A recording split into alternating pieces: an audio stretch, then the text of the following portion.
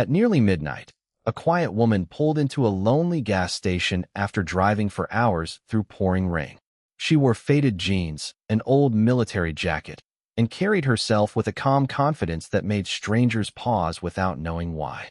Minutes later, 3 police officers surrounded her truck, convinced she matched the description of a dangerous suspect from a radio alert. They mocked her military identification, laughed when she quietly mentioned serving as a Navy SEAL, and prepared to arrest her right there in the rain. Then a single encrypted phone call reached the police radio, and within seconds, every officer standing near that truck felt the ground shift beneath them. The entire station fell into a silence nobody in that town would ever forget. The rain had been falling since sundown, thin and constant, turning headlights into blurred halos on empty asphalt. Naomi Brooks had been driving almost 6 hours straight, moving through back roads with the patience of someone who had crossed far harder terrain than this. She was 42, though the calm in her eyes made her seem both younger and older at once. The look of someone who had seen things most people never will. Her truck was old and dependable, the kind nobody looks at twice, exactly how she preferred it. She pulled into a small gas station on the edge of town, its neon sign flickering weakly, the lot nearly empty. She stepped into the rain without hurrying, her boots landing steady on the wet pavement, her jacket zipped halfway against the chill. Her hair was cut short and practical, her posture upright without effort, stillness born of discipline rather than nerves. She moved to the pump with the unhurried rhythm of someone completely at ease in her own skin. Inside, the young cashier watched her a moment too long, unsettled without knowing why. She simply didn't fit the sleepy rhythm of the town at midnight. A man near the second pump muttered that her truck looked like the one mentioned on the radio scanner earlier that night, tied to a brake in 2 counties over. Barely audible, it was enough. Another customer caught the words and repeated them louder, and the quiet station shifted into a place where whispers moved faster than facts ever could. Naomi noticed none of it outwardly.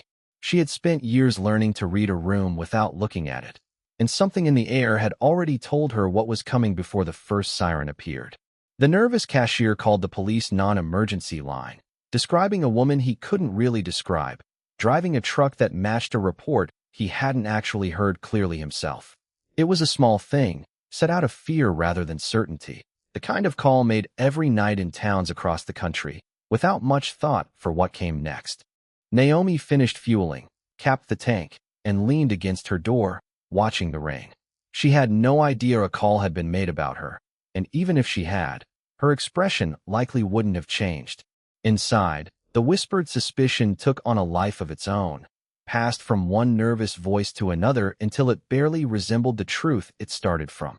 A woman at the coffee machine repeating exaggerated details to her husband on the phone, the cashier's hesitation hardening into conviction. None of them noticed how ordinary Naomi's actions truly were.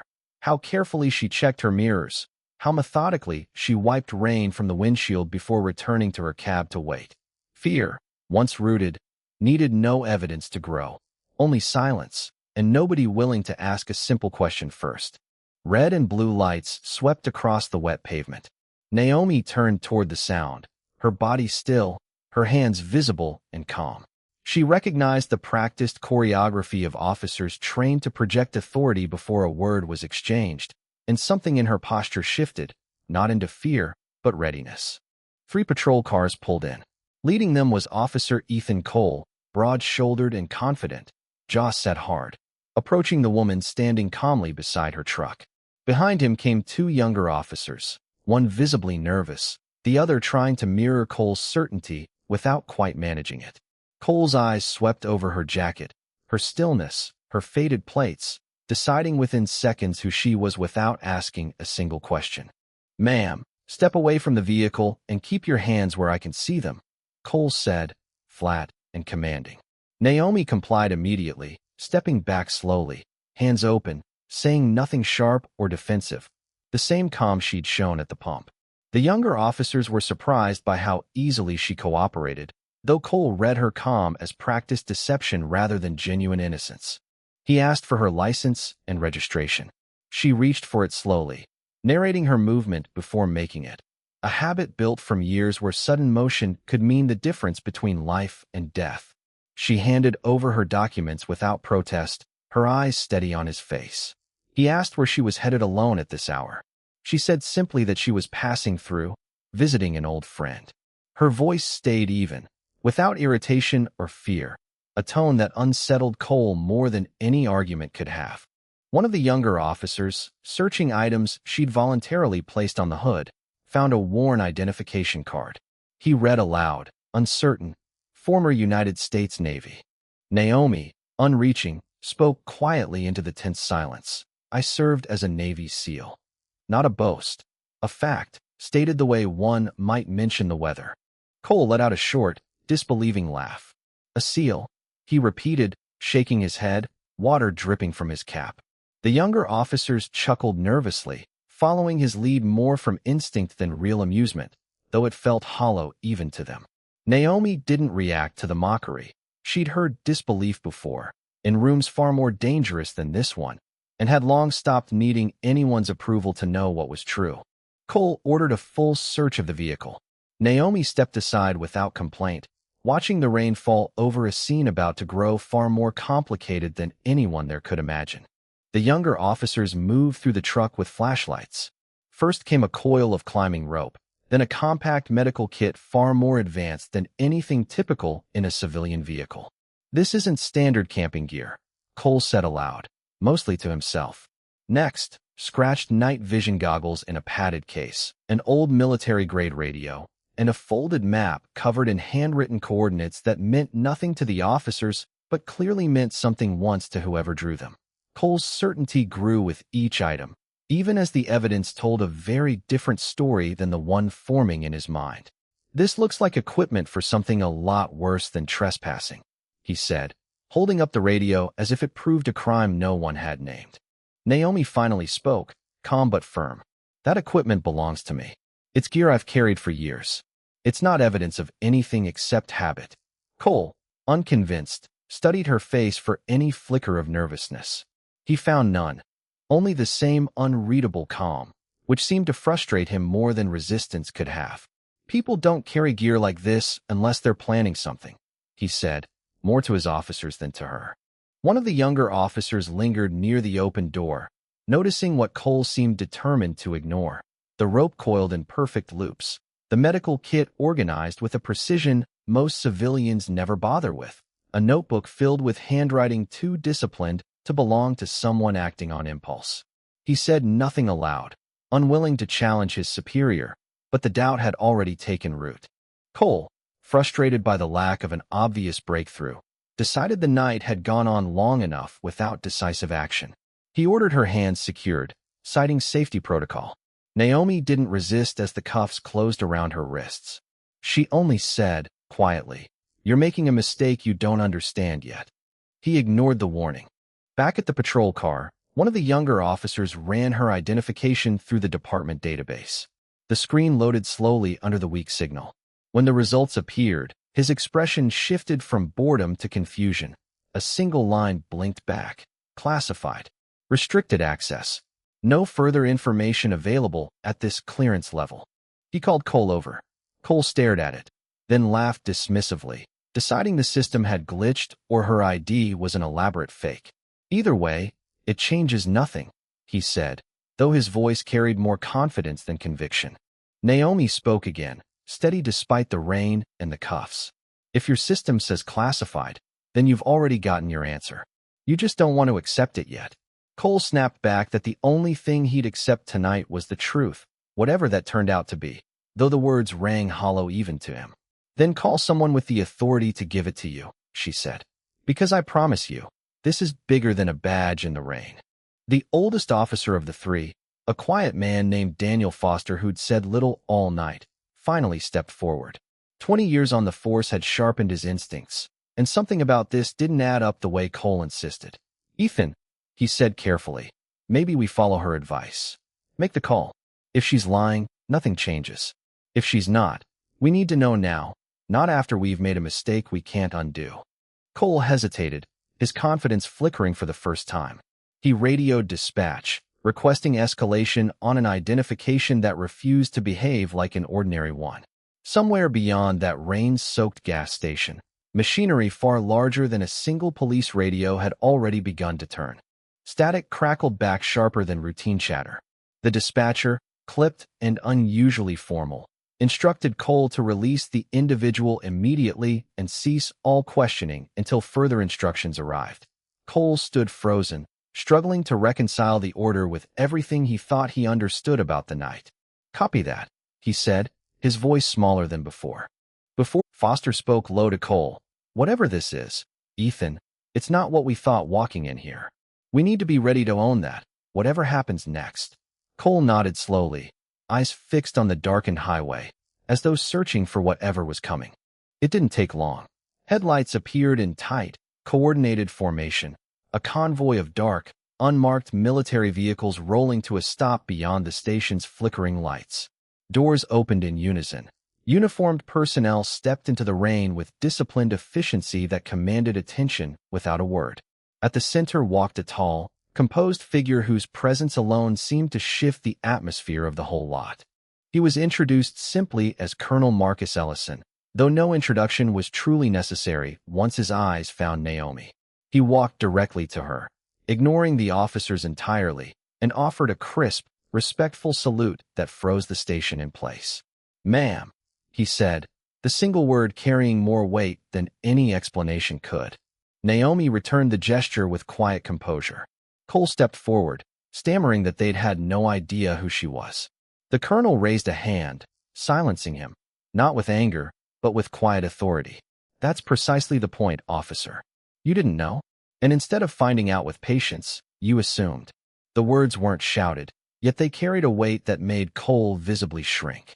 Turning back to Naomi, the colonel's tone softened into familiarity. "It's been a long time since anyone's seen you out here like this. You could have called ahead." Naomi allowed the faintest smile, the first genuine expression she'd shown all night. "I wasn't planning on needing an introduction. I was just passing through." No bitterness, only the quiet honesty of someone who'd long stopped expecting recognition. The colonel turned to the assembled officers. "What you encountered tonight was not a suspect. It was someone who commanded operations most of you will never be cleared to hear about, someone who saved lives most of you will never know existed. Her name doesn't appear in public records because her work required that it never could. That isn't a mistake in your system. That's by design." The station stood silent except for rain against metal, every officer beginning to grasp how far their assumptions had carried them from the truth. The colonel explained, choosing his words with care, that Naomi had once led operations among the most sensitive in recent military history. Missions demanding absolute secrecy, decisions made under conditions few could imagine that had saved dozens of fellow service members. She'd received numerous commendations, but consistently declined public ceremonies, preferring her work to speak quietly rather than her name to speak loudly. She never wanted the spotlight, he said. She wanted the mission done and her people home safe. That was always enough for her. One of the younger officers, listening now with a very different kind of attention, asked quietly why someone with such a record would be driving alone on a back road so far from anywhere recognizable. The colonel considered the question. Because after years of being responsible for everyone else's survival, some people simply want a road, a truck, and the freedom to be no one in particular for a while. After her service, Naomi had chosen a life of simplicity over recognition.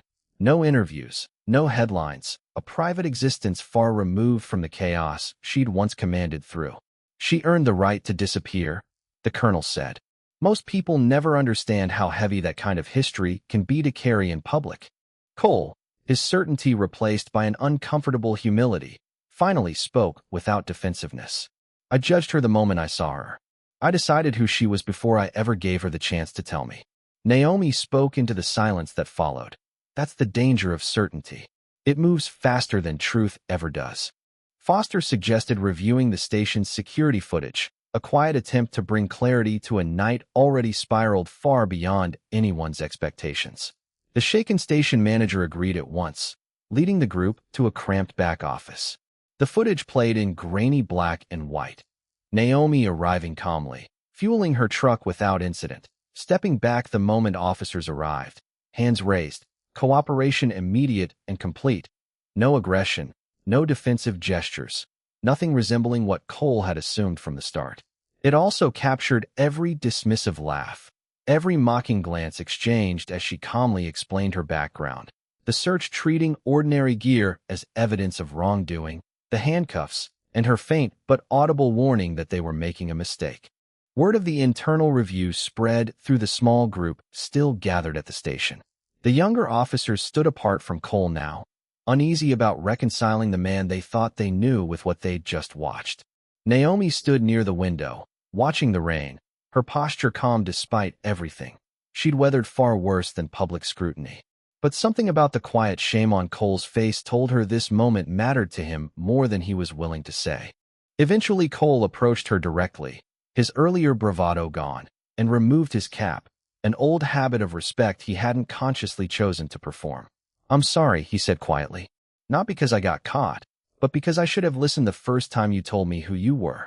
Naomi studied him a long moment before answering, her tone neither cold nor forgiving, simply honest. Power doesn't come from the badge on your chest. It comes from how you treat someone who has none of the authority you're holding over them. Cole absorbed it without argument. "I let assumptions decide before I ever gave you a real chance. That's not who I want to be wearing this uniform." Naomi's expression softened slightly. "Then let tonight be the reason you change, not the excuse you forget by morning."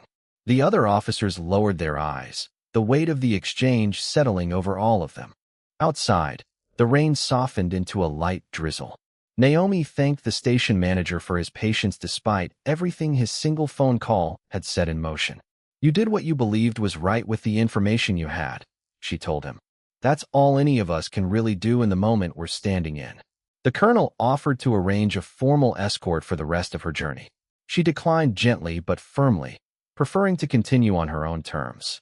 "I appreciate it, Marcus," she said, using his first name with the familiarity of someone who'd earned that right long ago. "But I didn't drive out here tonight looking for protection. I was just looking for quiet." Cole approached once more before she left, extending his hand, not out of obligation, but genuine respect earned through humility rather than demanded through rank. "Thank you for your patience with people who didn't deserve it," he said. Naomi accepted his hand briefly. Patience isn't something owed to good behavior. It's something offered despite bad behavior, in the hope that people find their way to better. As she turned back to her truck, Cole raised his hand into a formal salute, this time offered freely, not commanded. Naomi paused, meeting his eyes, and offered a small, respectful nod in return. The rain had nearly stopped. Naomi climbed into her truck, the engine turning over with its usual steady reliability, and pulled slowly out of the station, her tail lights shrinking against the dark highway. Colonel Ellison watched her go with quiet respect, then turned to the assembled officers, reminding them that the uniform they wore was meant to protect people, not measure them against assumptions born of fear or convenience. None of them argued. Cole stood beside Foster, both processing a night that had reshaped their understanding of judgment, humility, and the true weight of the authority they carried each day. "We all did," Cole said quietly, watching the last of the tail lights disappear. Somewhere down that quiet, rain-softened highway, Naomi Brooks continued on toward wherever her journey was meant to lead next, carrying a truth she'd known long before anyone in that parking lot had been forced to learn it themselves.